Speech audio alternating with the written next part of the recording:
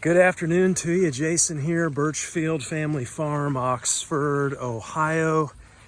We do grass-fed Red Devon cattle, St Croix sheep, chickens, all within a rotational grazing system here working together. We are under 5 acres, about 4 3/4 acres that we rotate our animals through here. 1/4 acre paddocks mostly, a few larger overflow paddocks though as well. I have a good word for you today. This comes from Revelation 19. After this, I heard what sounded like a roar of a great multitude in heaven shouting, "Hallelujah! Salvation and glory and power belong to our God, for true and just are his judgments." We've got some cattle and some sheep to move today. We're over on paddock 3. We're going to be moving into our paddock 4. It is an extremely hot day. We're kind of stuck in the middle of a heat wave here. We're up over 90, around 92, but the heat index is right around 100. So making sure we got plenty of shade, plenty of cool water flowing, and let's get out there and see what we got going on. Okay, not looking too bad here, heat stress wise for a 100-degree day. Usually start to see some slobber and some heavy breathing. Those heads will be bobbing when we're heat stressed. We're still relatively early in the day here. Sheep look good as well. They've got shade in the back there, back by the water underneath that walnut tree though. That did not leaf out the greatest this year. That or it's losing leaves already. You know, walnut trees they'll be the first ones to lose the leaves and the last ones to get them in the spring. So it's really not an ideal shade tree for pasture, but we'll take it. Good grief. He's been in the kicking up the dust there. He's always riled up. Hank there, Hank the Yank. I've got him reintroduced to the rest of the animals in the paddock system here. He's been doing great. He's 2 weeks and a day old. Today we'll hop in there and take a look at him. Been really pleased with his performance here so far. Let's get these guys moved.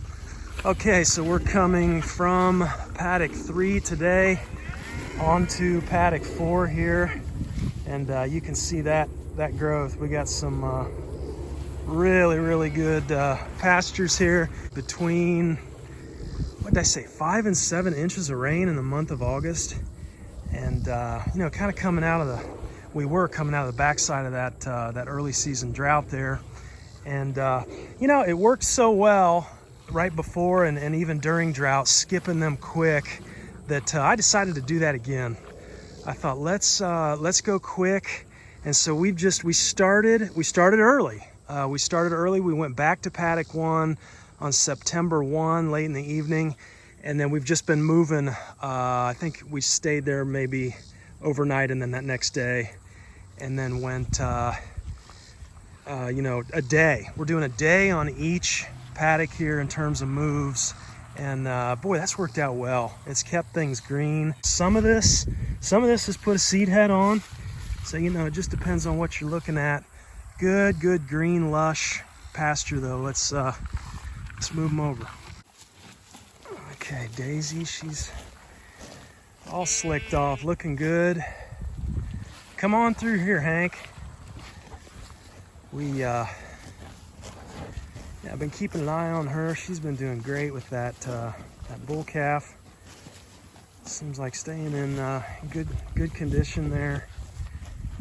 Everybody else, we got a little bit of stress, a little bit of drooling there. You can see.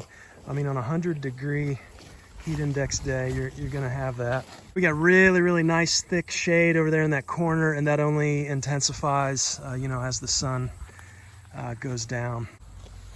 As everybody comes through here, I wanted to talk today about something called bricks and measuring bricks out in the pasture. As we talk here, maybe I'll kind of herd them over that way. Go on, bud. And bricks, plant bricks in general is just a measure of dissolved solids in a liquid. It's commonly used to measure dissolved sugar in an aqueous Solution, why is it important? Well, it really, it kind of depends on what you're doing.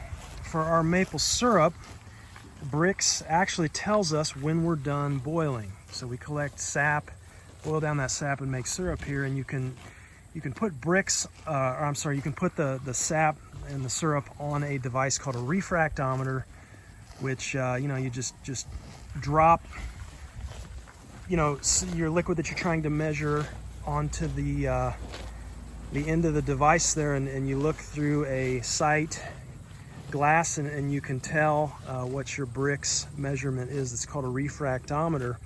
Pretty simple device. I think we picked one up, it was Amazon, like 25 bucks. We got a cheap one, all different kinds of those though. But one Brix is equal to about 1% sugar content.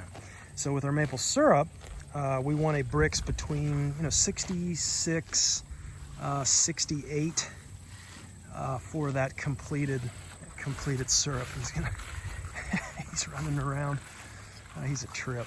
So we've got some pretty neat research, some pretty neat. I think it's really fascinating information on Brix. Now there's debates on Brix. You can look up different perspectives on Brix. I think I read an on Pasture article the other day that was really kind of slamming Brix, saying, and I could see the point, just making the point that it fluctuates. So on Pasture here, you can actually measure the Brix of a pasture. So you're measuring the sugar content of the grass in the forage.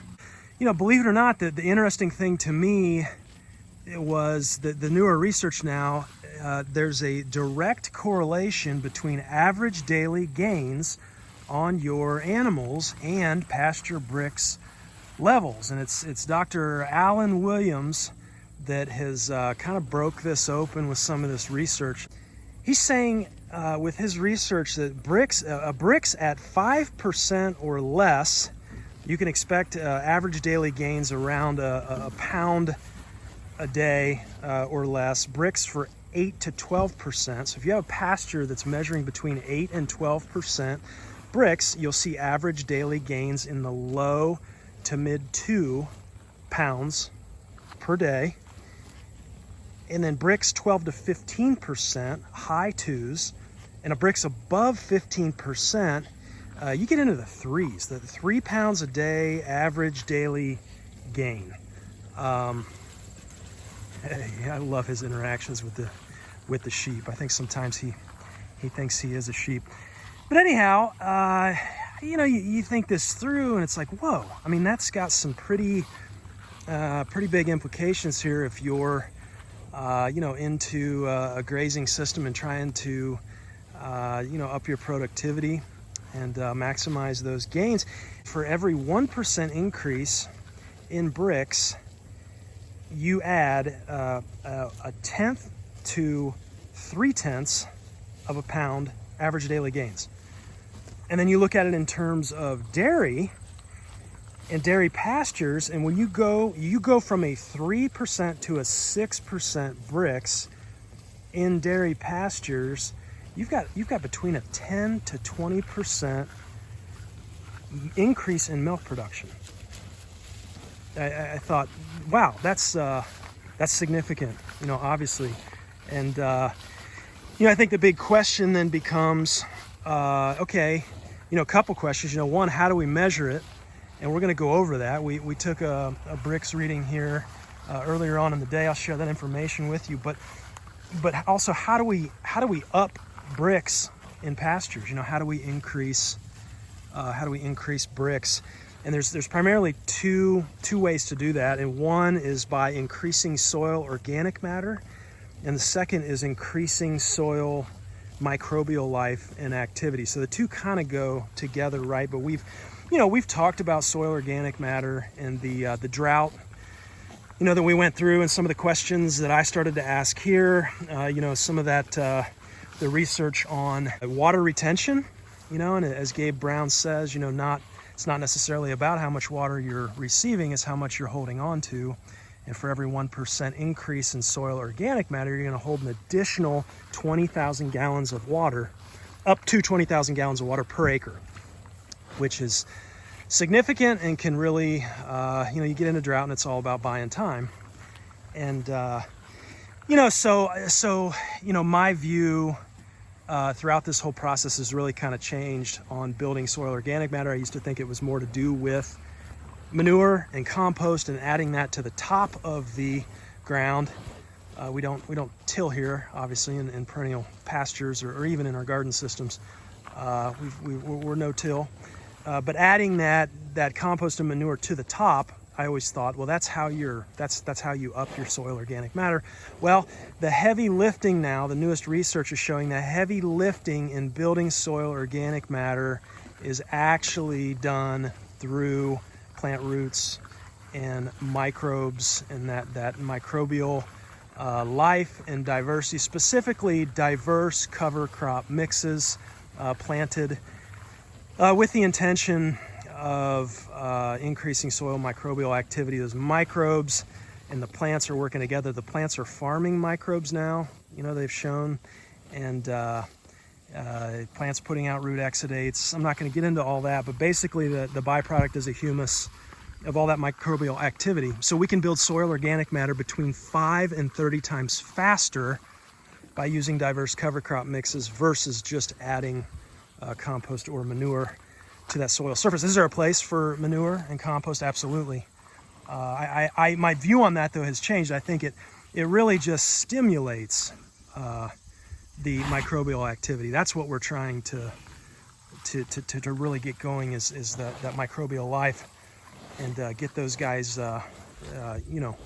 just really ramping up that humus production.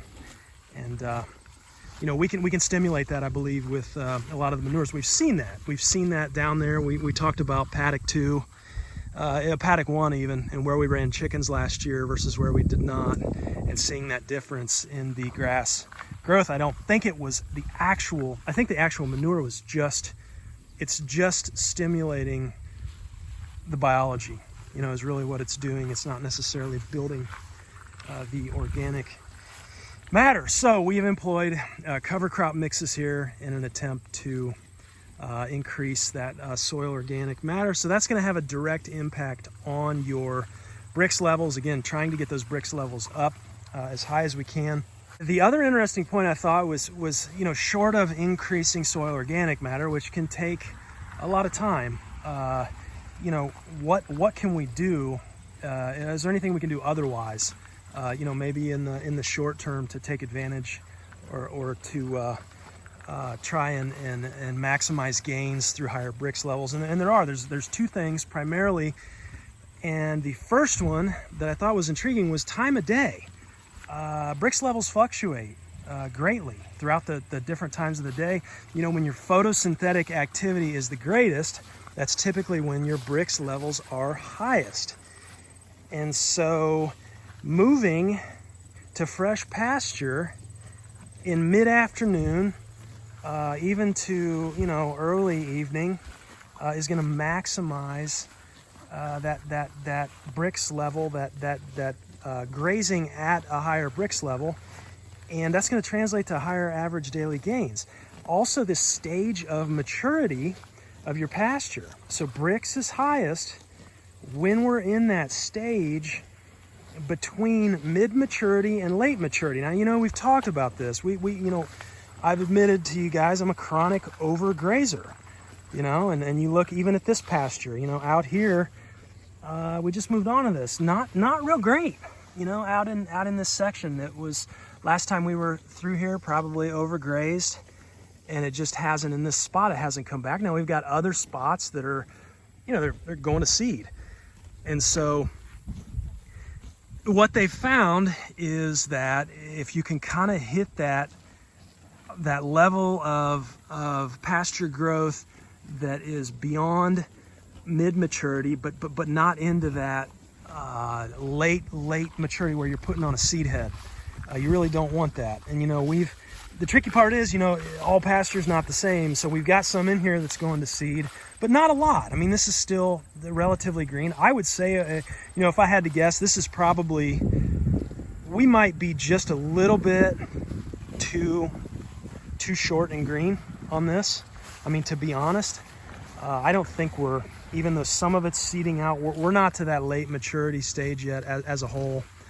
But you know, the point is hitting that when you graze the pasture, making sure it's in between that mid-maturity and late maturity stage somewhere. And if you do those two things, moving in the afternoon and grazing when that maturity is a little bit greater in your pastures, they're estimating, and when this is done correctly, to give you an additional 1/4 to 1/2 pound per head per day, average daily gains. I mean, that's incredible. You know, and who doesn't want another 1/4 to 1/2 a pound, just depending on time of day that you're moving and the stage of maturity, you know, of your stand. I think, you know, got some pretty neat implications there. And you know, Alan Williams has a chart. I'll put that up here.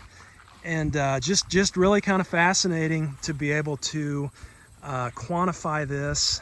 And you can see, you know, as that Brix level increases in your pasture, you know, you can see that direct correlation there to the pounds per day of gain. And you know, look into it for yourself. Do your own research. Don't take my word for it by any means. There's debate on this. You know, again, I think a lot of the folks who aren't big into Brix measurement kind of state that it just fluctuates so widely, you know, even depending on the time of day. And you know, I get that. But I think I'm not going off of it as the end all be all.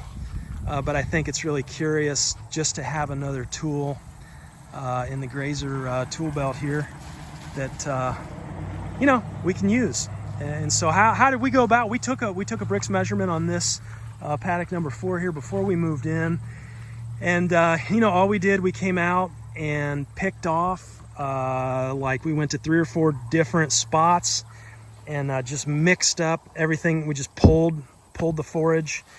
Mixed up that stuff to get, you know, just, you want a representative sample, and then we're just taking scissors and we're cutting that sample down, and we just put it in a garlic press, because you want to try and liquefy that. You got to have it in a liquid to get a measurement, and then just dripping that on the refractometer, giving it 30 seconds, and taking a reading. They say temperature is important when you're measuring Brix levels. You want to have it at about room temperature, about 70 degrees. Obviously, we're hotter than that, which on a Brix, on a refractometer that is not, I believe it's ATC, automatic temperature compensation. If you don't have one with that, then you have to kind of take into account that temperature difference. A higher temperature is going to give you, I believe, a lower reading on the Brix. But you know, we measured this, cut it, put it in a press, put it on the refractometer there, waited 30 seconds. I mean, the whole process took probably, I don't know, 4-5 minutes. Very, very easy, very simple.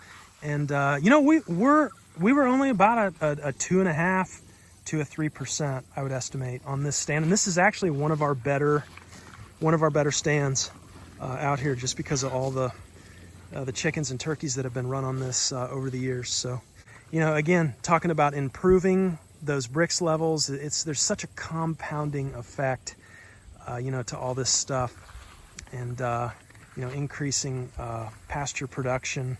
And it's just a matter of taking care of the soil and trying to get that life going again. You know, trying to get that biological activity humming. And you know, again, our approach here, multi-species, diverse cover crop mixes with multi-species rotational grazing.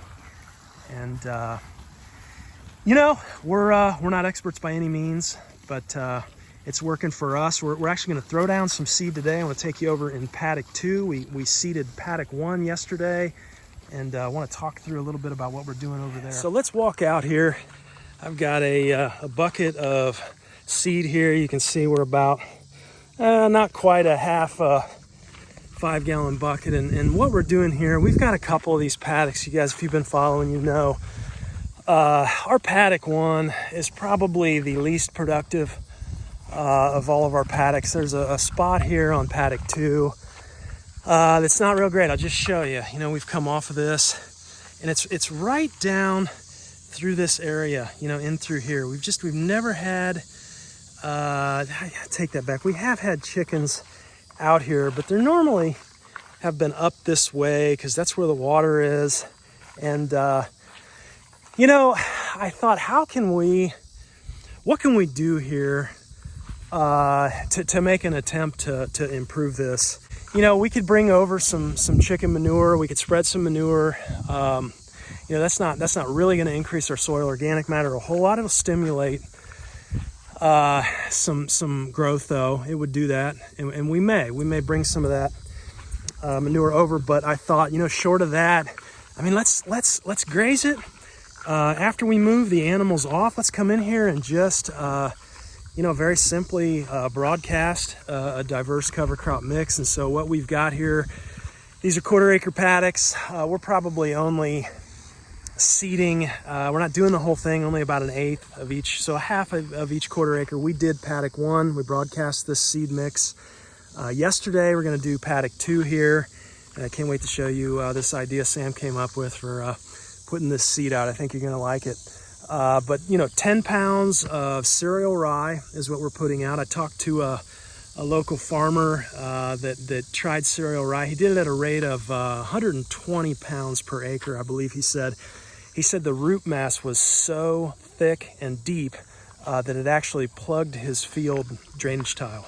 And I thought, you know, that's what I want. Of course, we don't have any drainage tile through here, but I want something it's gonna go deep in this ground. You can see the bad sections here. You got a lot of dandelion, which to me, just not a lot of grass growth, and the dandelion's thick, and you know, a little bit of thistle. But what that's telling me is that we've got microbial life is low, and usually when microbial life is low, you're gonna have soil compaction. And those two are related. And so, you know, let's get something in here with a root that's going to go deep. So rye, most of the mix is rye. It's 10 pounds of rye we're doing. And then the total mix is 13 pounds. And between 10 and 13 pounds, we've got some crimson clover in there. We've got some purple top turnips. We've got some daikon. Let's get some daikon radish down on here and bust this compaction up. And then I wanted some hairy vetch in there. So really, it's more of a cool season mix is what this is. And I want to get this sown here about a month before frost, before that first frost. And our first frost in this area is early to mid-October, somewhere in that range. And so 4 to 6 weeks out here, which is perfect timing. You know, we just went through here. We don't need to mow it. You know, they did that. We let them... We only grazed a day, but they, you know, this section here has just never come down well. This section up here around the trees, you know, that does pretty well. Stays quite a bit longer and just more lush. The daikon radish, winter peas. We've got some winter peas in the mix, and the hairy vetch. The hairy vetch is gonna pull that nitrogen out of the air, put it into the ground. Taking a page out of Dave Brandt's book. I love hearing him talk. That daikon radish, getting that daikon radish in there, that's going to rot over the winter, but that's going to act like a storage tank, right, to capture the nitrogen and store it there then for this this grass crop the next year. And so let's get over here and load this seeder up. I'll show you how we're going about this. We seeded paddock 11 over there, and if you guys have been following, that was a huge success with this little broadcast seeder. And, you know, we typically bring the mower out, and we're running that like we were talking about it, and the mower, that's going to create, you know, a bit of compaction, bringing that out, right? So you said what? Well, I made a hit for a bike that hook up the spreader. All right, show us this thing. This is super simple. I love it. But Sam's come up. He said, you know, if that mower's gonna, you know, increase compaction, let's hook the broadcaster up to the bike. You know, he rides this bike through and puts this seed down. It's just a broadcast seeder, very simple. Bought this thing used, no big deal. So let's get this thing loaded up and get her spread, huh? You can see this mix here, like I said, mostly that cereal rye, but you can see that hairy vetch, the peas, daikon radish in there.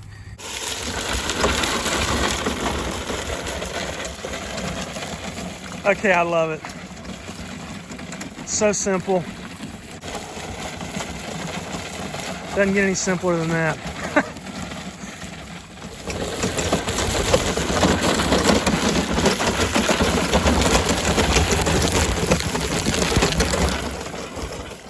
So we've noticed about a setting of a number 4. If you've got one of these seeders, about a number 4 is about right. We're just broadcasting at the rate we want to broadcast. You know, the disadvantage here to broadcasting and not drilling is you're going to give up a bunch of seed to the birds, and you know, not as great of a germination rate, because you don't have a lot of times that really good seed to soil contact. And so I think spreading a little bit of chicken manure over top would work, but we're gonna give this a shot. It worked for us in paddock 11. Okay, so what'd that take us? Maybe 6-7 minutes? Yeah. You hot? Yeah, that was a workout, huh? Especially in 100-degree heat here. You good? Mm-hmm. All right, man. So seeds down. 6-7 minutes. Obviously we could you know, we could bring a huge implement out here with a no-till drill and probably have a lot better success rate germination wise, but I'm a big fan of keeping it simple. Anyhow, hope you're having a good day. Hope you're at peace today and be blessed. We'll talk to you next time. Take care.